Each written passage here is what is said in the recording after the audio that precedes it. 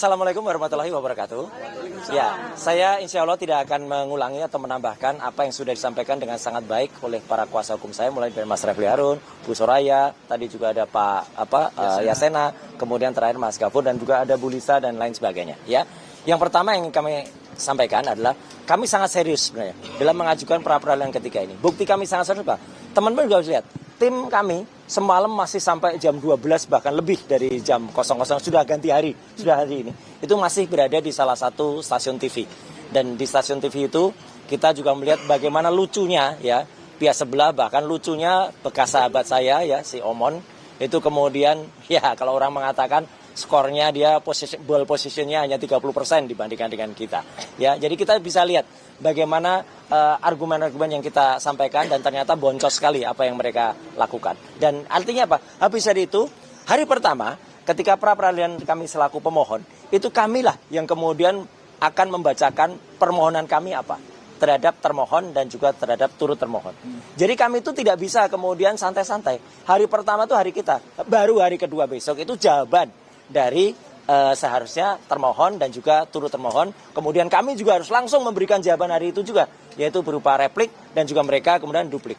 Tapi teman-teman tahu sendiri ya, hakim tunggal yang memimpin ini alhamdulillah sama lagi ya, yaitu Pak I Ketut Darpawan ya. Nah, ini teman-teman nanti bisa melihat apakah putusan dari hakim tunggal ini akan sama seperti yang pertama atau yang kedua kemarin. Kalau beda dengan yang pertama, ini akan menjadi lucu banget. Ya, karena waktu itu belilah yang sebenarnya memberikan kesempatan kepada kami untuk mengajukan ini dalam pra peradilan yang terpisah. Jadi ini bukan kami yang kemudian menunda-nunda. Ya, kok kami baru sekarang, kok nggak sekalian kemarin. Putusannya itu adalah boleh diajukan secara terpisah dalam waktu 14 hari maksimal. Dan kami sudah melaksanakan itu sesuai dengan putusan pra peradilan yang pertama. Ya, nah itu yang penting. Jadi ini adalah kuasa dari Allah Subhanahu Wa Taala. Kami juga tidak mengerti awalnya tanggal 28 Juli yang akan datang hari Selasa itu hakimnya kalau tidak salah adalah putri, ya seorang wanita, ya perempuan.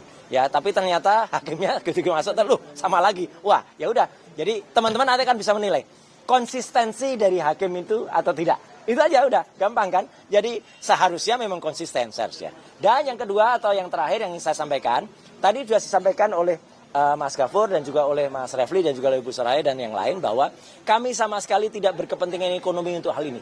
Ya, sama sekali tidak.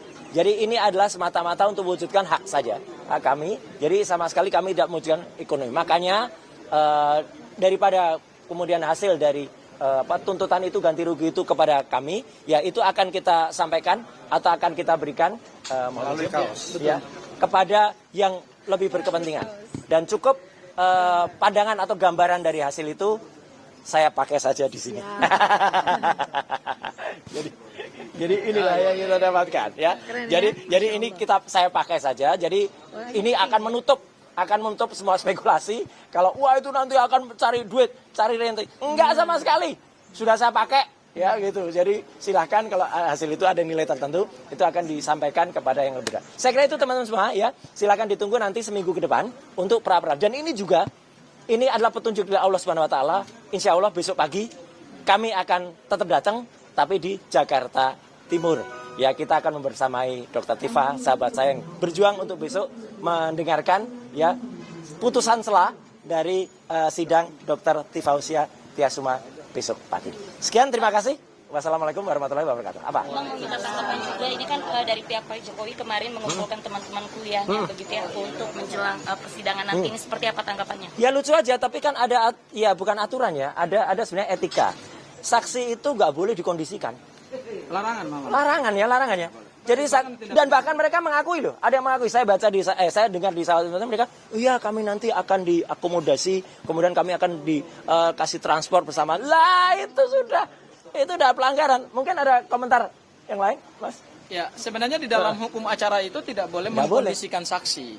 Karena saksi itu adalah sesuatu yang akan dinilai keterangannya. Betul. Nah, di dalam hukum acara tidak boleh kita mengarahkan saksi untuk memberikan keterangan palsu. Ya. Karena kalau kita mengkondisikan dan mengarahkan saksi dan kemudian terbukti memberikan keterangan palsu, ya artinya yang memberikan keterangan palsu kena, kemudian yang mengarahkan untuk memberikan keterangan palsu juga kena. Ya, meskipun kami tidak menuduh bahwa itu adalah tapi pengkondisian saksi namanya pengkondisian, artinya dikondisikan gitu. Betul. Baik secara psikologisnya dikondisikan, kemudian secara transportasinya, akomodasinya dikondisikan. Padahal sebenarnya Itu nggak elok banget itu. elok karena ini ditonton publik soalnya. Siap. Ya, ini ditonton publik. Ya, bau-bau kayak gini juga mungkin ada. Saya nggak lihat, saya nggak mengatakan apa lo ya. Bau-bau kayak Ada gini. lagi pertanyaan? Ya, ada lagi.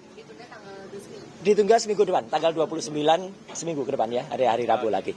Ya, oke, saya kira itu ya. Oke, cukup Terima ya. kasih sekali lagi teman-teman saya. Ya, makasih. Assalamualaikum. Berarti Pak Roy hari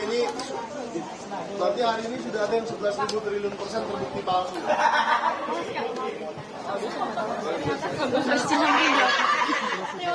Ya. Ini dia yang palsu nih. Ya.